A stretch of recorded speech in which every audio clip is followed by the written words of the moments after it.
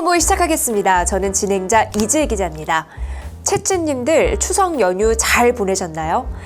주말 껴서 5일간 이렇게 쉬었는데 추석 연휴 마지막 날까지 너무 더웠습니다 하시는 분들 많았습니다. 그러니까 유례 없는 추석 무더위도 그렇고 많은 분들 고향 다녀오셨잖아요. 근데 엄청 또 막혔다고 하시더라고요. 쉬고 나오니까 더 피곤한 그런 느낌적인 느낌 드는데요. 그래도 그 힐링 요소가 하나라도 있었다면 의미가 있었던 명절이 아니었나 싶습니다. 자, 목요일 오늘이고 또 금요일 지나면 주말 앞두고 있습니다. 조금 더 힘을 내시고요. 자, 오늘 채권모의에서 9월 FOMC를 전격 분석해 드리도록 하겠습니다. 미국 연준이 정책금리를 50bp 인하했습니다. 25bp는 베이비 컷, 그리고 2배인 50은 빅컷이죠. 12명의 연준 이사 중에 11명이 빅컷에 찬성했다고 해요. 연준이 2년 6개월 만에 완화 기조로 전환을 했습니다. 그동안의 흐름을 잠시 점검을 해보면 그 코로나19 팬데믹으로 경제를 살려야 했고 물가가 막 치솟자 물가와의 전쟁을 미국 연준이 선포를 했습니다. 그리고 2022년 3월부터 작년 7월까지입니다. 금리를 쭉 올렸거든요. 5.5%까지요. 이게 22년 만에 가장 높은 수준이었습니다. 하지만 미국 물가 상승률이 둔화하고 유럽이나 영국 등 중앙은행이 먼저 금리를 인하했잖아요. 그래서 연준도 금리 인하를 시작하게 될 수 있었습니다. 9월 FOMC 결정을 앞두고 이번에 빅컷을 우려하는 목소리가 사실 있었습니다. 만약에 빅컷을 하면 오히려 미국의 경기 침체 지금 이제 우려스러운데 정말 이게 사실이었네 라고 느끼게 한다는 거죠. 부담을 느끼게 할 수 있다는 겁니다. 네, 이를 인식하듯 이번 결정을 두고 연준이 미국 경기 상황 나쁘지 않습니다 라고 했습니다. 그러니까 당장 침체 위험이 느껴지지는 않는다라는 거죠. 그렇지만 고용 상황이 녹록지는 않아 보입니다. 일단 이번 9월 FOMC에서 빅컷을 단행한 이유가 노동시장 걱정 때문이었다고 하네요. 성명서를 보면 기존은 완화였던 표현이 이게 둔화로 바뀌었습니다. 그럼 궁금한 점 있습니다. 뭐냐면 연내로 한 번 더 빅컷이 가능할까 그 가능성인데 낮을 것으로 해외 IB들이 보고 있더라고요. 여러분 그 점도표 아시죠? 앞으로 기준금리가 어떻게 될 건지 그 전망을 알려주는 도표라고 보시면 되는데 19명의 연준 위원 중에 9명이요. 올해 말까지 0.5%포인트 금리가 더 낮춰질 것으로 봤습니다.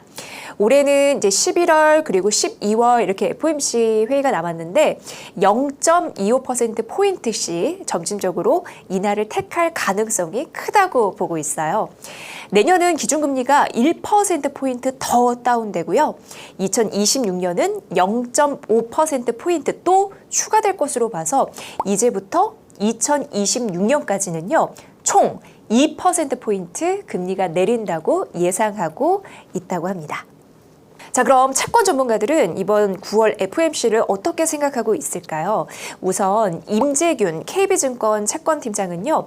시장은 금리 인하를 상당 부분 선반영했었는데 연준의 그 늦은 대응으로 경기 둔화 폭이 커지면서 결국 더 큰 폭의 금리 인하를 전망했다라는 점에서 금리는 오히려 반등할 것으로 예상을 했습니다. 파월 연준 의장은 과거와 같은 저금리 상황으로 돌아가지는 않을 것이라고 봤어요. 실제 점도표상으로 이 중립금리가 기존보다 상향 조정됐고 평균값도 상향됐는데 이게 금리의 부담 요인이라고 분석했습니다. 채권 부위 추석 특집에 함께해 주셨던 윤여삼 메리츠증권 연구위원은요. 예상과 달리 빅컷 인하가 결정이 됐는데 올해부터 2026년까지 금리 인하 폭 전망은요. 예상 경로에서 25bp 정도 하향될 수준으로 봤습니다. 미 국채 10년물은 내년까지 3% 초반 하단을 제시를 했네요. 미국의 대선 불확실성이 있잖아요. 만약 트럼프 후보자가 당선된다면 재정 부담 이런 부분 때문에 4% 부근까지 상승할 가능성이 있지만 연준이 금리를 상향 조정할 가능성이 낮기 때문에 3.8%를 웃도는 미 국채 10년 금리는 매수 기회라고 판단을 했습니다. 국내 경우는 뭐 가계부채와 부동산 가격 상승세가 관건이잖아요. 그때 추석 특집에서도 말씀드렸어요.